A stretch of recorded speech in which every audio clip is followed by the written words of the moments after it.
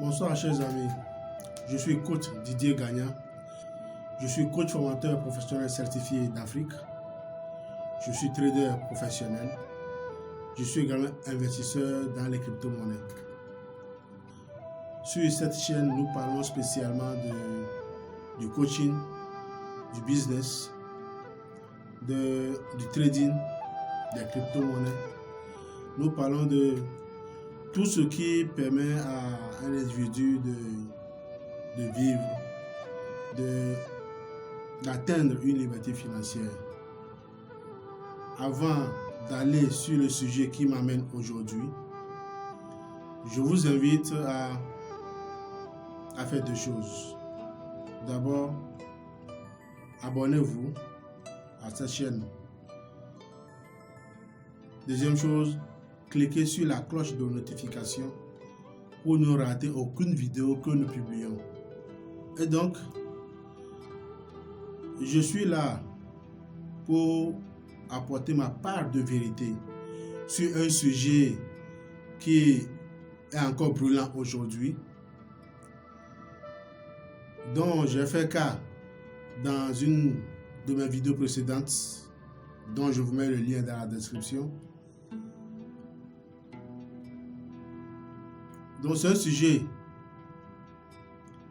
que nous avons tous suivi sur nos chaînes de télévision et dans les presses. Que dans un communiqué, le CREPMF a sorti un communiqué interdisant un certain nombre de sociétés, et spécialement au Togo, un communiqué télévisé du ministère de l'économie et des finances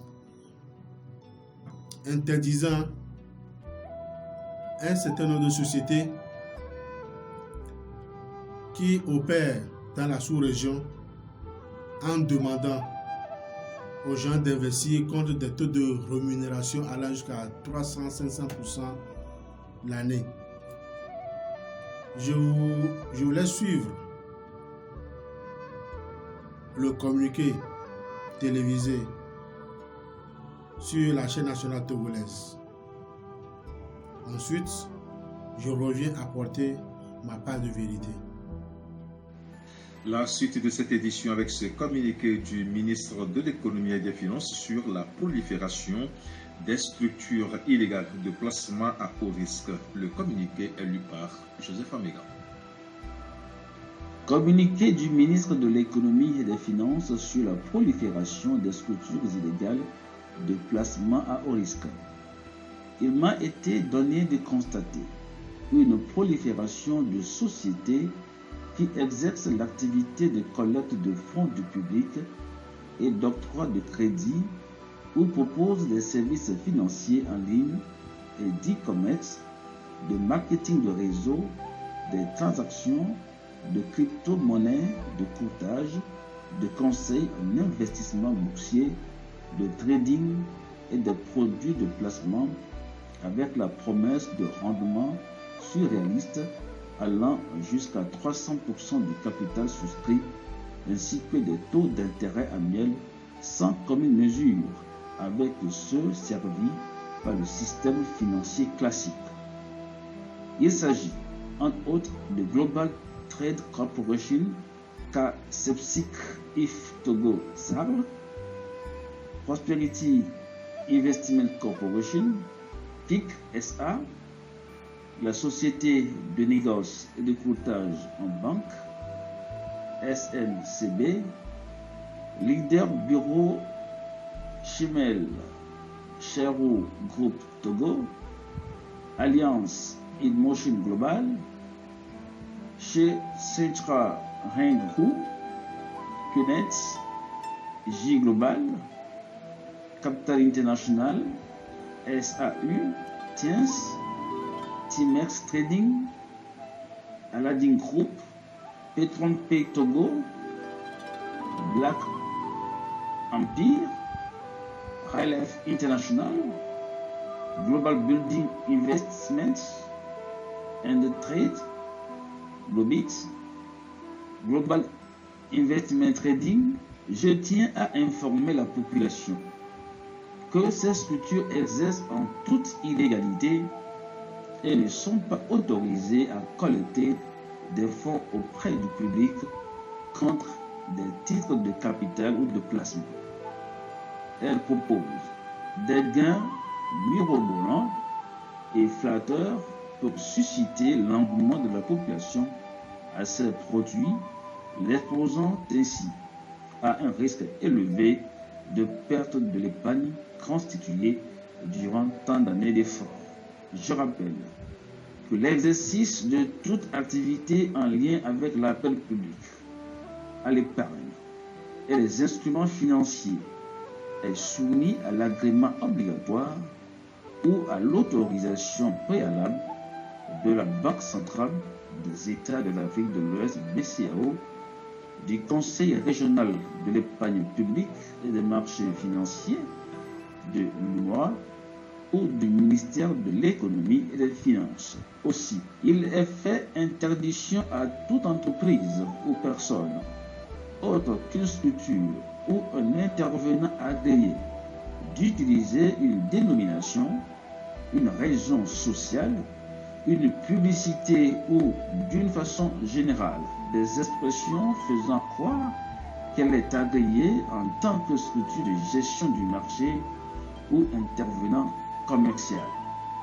À cet effet, j'invite les médias à faire preuve de la plus grande rigueur et d'objectivité en matière de communication concernant les activités qui sont susceptibles de mettre en danger l'avenir de nos concitoyens et de cesser d'être le relais de ces structures. Du reste, des lettres de mise en demeure ont été adressées aux structures illicites susvisées, leur demandant de cesser dès réception des courriers toute activité financière et monétaire, ainsi que de conseils sur toute l'étendue du territoire et de procéder au remboursement sans délai des sommes collectées auprès des adhérents sous peine de poursuites pénales. Ces opérations sont donc illicites dans la mesure où aucune des entités n'a obtenu l'autorisation requise afin d'exercer ces activités, fournir ces prestations ou initier ces opérations. Cet acte est constitutif d'infraction à la réglementation et expose les auteurs, promoteurs à des sanctions à la fois pécuniaires et pénales.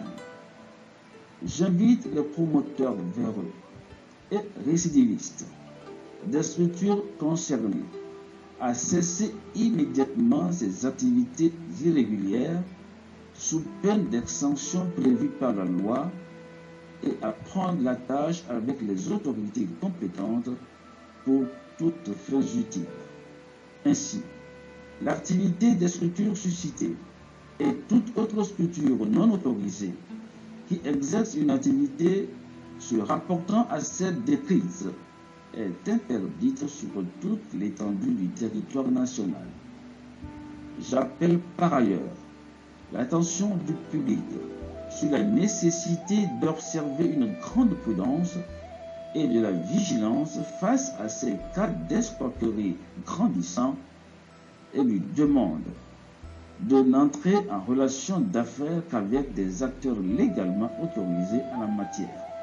Pour d'amples informations, bien vouloir contacter la Direction générale des études et analyses économiques au numéro de téléphone 22 21 02 50 et 22 22 56 58. Le ministre de l'économie et des finances, Sani Yaya. Suite à ce communiqué que vous venez de suivre, je félicite le CREPMF, qui est l'autorité de régulation des marchés financiers de l'espace du UMOA. Je félicite les États en particulier l'État togolais, qui ont sorti des communiqués interdisant ces pratiques dans leur pays. Je dis félicitations, même si c'est venu un peu tardivement. Plus tard vaut mieux que jamais. Pour dire, c'est le rôle de l'État et des régulateurs de protéger la population contre tout ce qui peut ressembler à de l'arnaque. Le rôle de nos États est de permettre le développement du pays, de maintenir la stabilité politique, économique et culturelle dans nos États, de promouvoir le bien vivre, le bien-être et permettre à sa population de vaquer librement à leurs occupations et aussi, surtout, de fructifier leurs épargnes dans des conditions adéquates, avec des instruments les plus appropriés. Mais quand un certain nombre de dérives se met en place par des individus qui se disent traders alors qu'ils ne le sont pas, c'est le devoir et le droit de l'autorité de régulariser la situation, d'interdire ce genre de choses, d'interpeller les acteurs afin de ne pas cautionner des outils qui créeraient encore plus de désarroi, qui trompaient la population à cause du manque d'information. Le trading, nous tous, nous savons que c'est tout à fait légal. C'est une activité professionnelle. Mais quand ça devient un moyen pour arnaquer nos concitoyens, il y a alors besoin que ceux qui sont en droit d'intervenir agissent. Et c'est ça qui a poussé nos autorités à sortir ces communiqués interdisant les activités de ces sociétés. Je pense pour ma part qu'il est de bon ton que nos populations aussi comprennent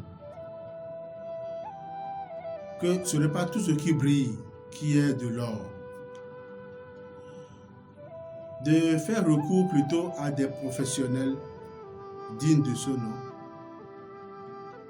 pour comprendre qu'il n'y a aucun principe financier qui permet ou bien qui démontre qu'un investissement est capable de donner 300%, 500% le mois. Il n'y a aucun principe financier qui permet de faire un certain nombre de taux sur les marchés financiers. Si c'est le cas, ça se saurait depuis. Parce qu'il y a des financiers, il y a des traders talentueux, expérimentés, qui auraient dû faire ce genre de taux depuis très longtemps. On pourra me sortir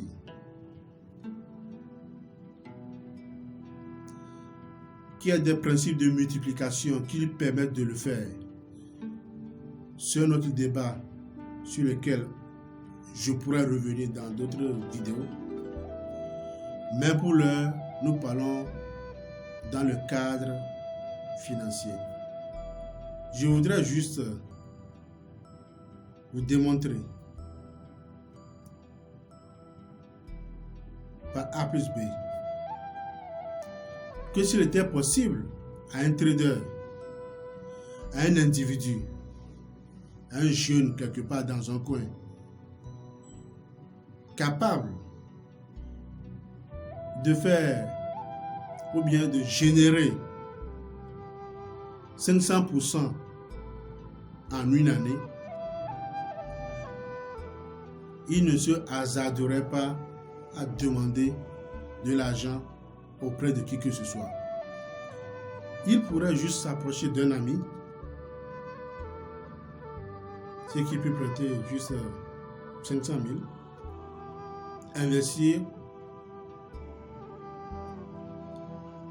faire 500% l'année et lui retourner son capital plus un pourcentage.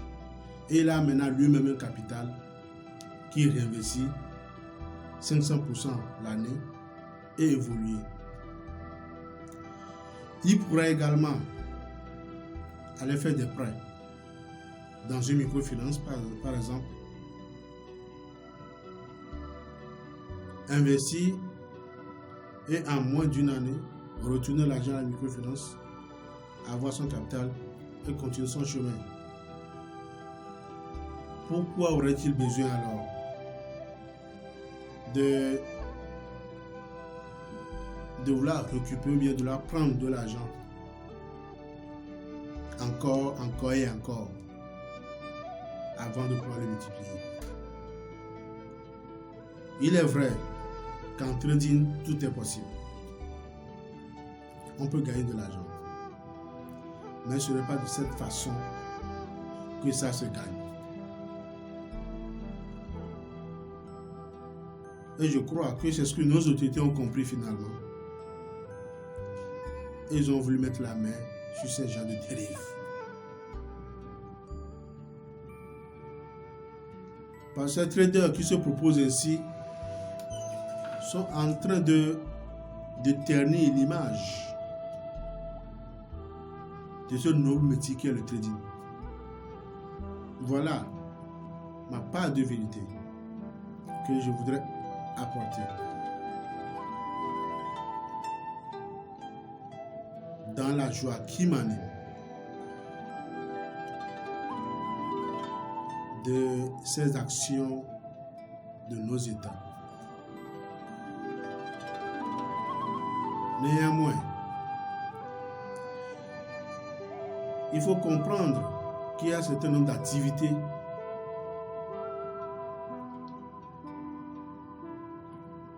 qu'on ne peut totalement pas arrêter. Le trading, il sera difficile à nos États aujourd'hui de l'arrêter. Parce que des traders individuels qui vivent de cette activité depuis leur salon ou leur chambre à coucher continueront pas à faire du trading pour leur propre compte.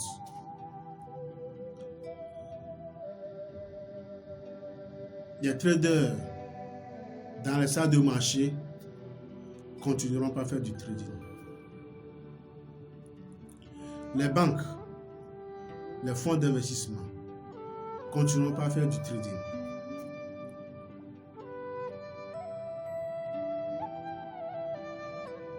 Les crypto-monnaies continueront toujours leur chemin, leur volatilité, qui permettront à ceux qui le peuvent d'acheter, de vendre, de faire leur activité.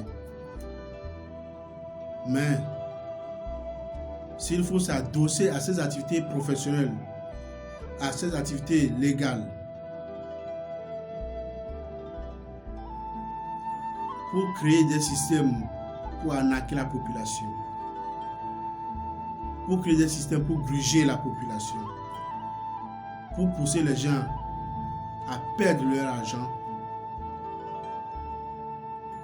nos États sont en droit d'arrêter l'hémorragie. Et c'est ce qui a été fait, et j'applaudis.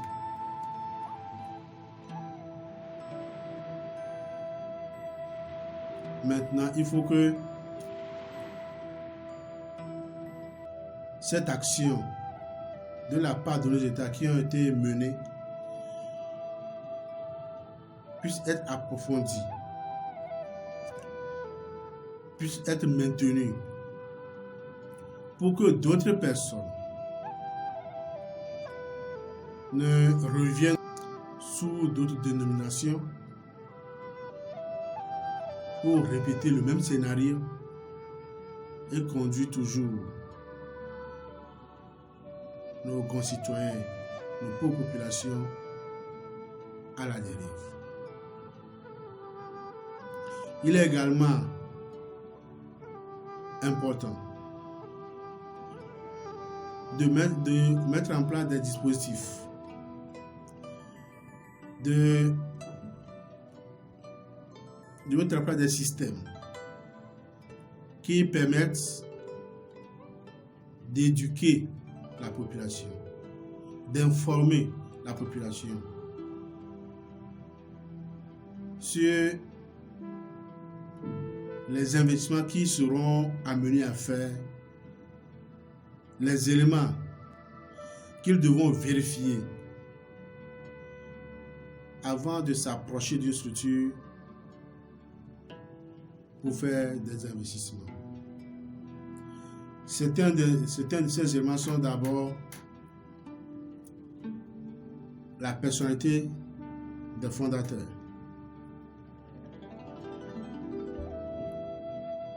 le nombre d'années d'expérience de ces traders,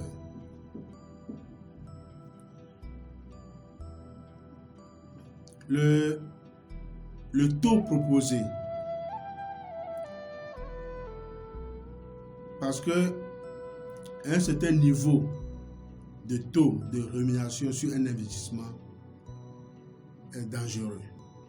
Et si après ces systèmes mis en place pour éduquer, pour informer la population, ils accourent toujours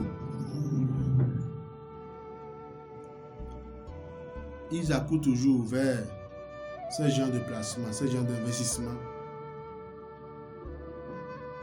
Je crois que finalement ce sera à leur risque et péril. Voilà un peu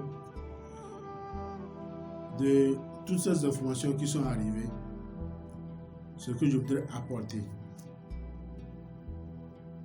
comme ma part de vérité pour informer la population et même des traders qui sont dans ces marmailles et aussi féliciter nos États pour cette décision prise et les encourager à aller de l'avant, toujours dans cette lancée, pour protéger d'abord nos traders professionnels qui vivons de cette activité, pour protéger la population qui, faute d'informations ou de connaissances, font ces erreurs d'investissement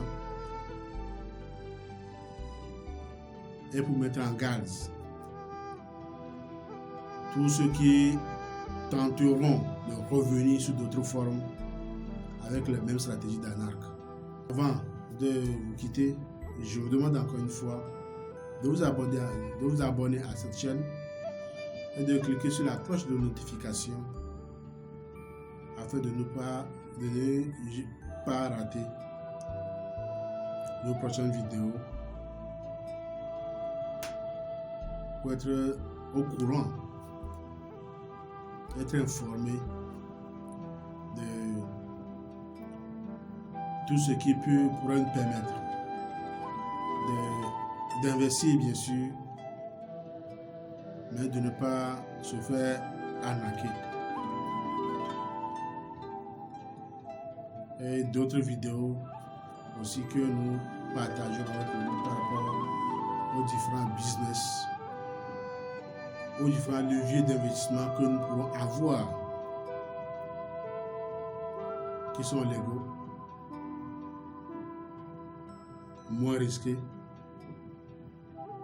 et aussi rentables pour préparer notre avenir, notre retraite.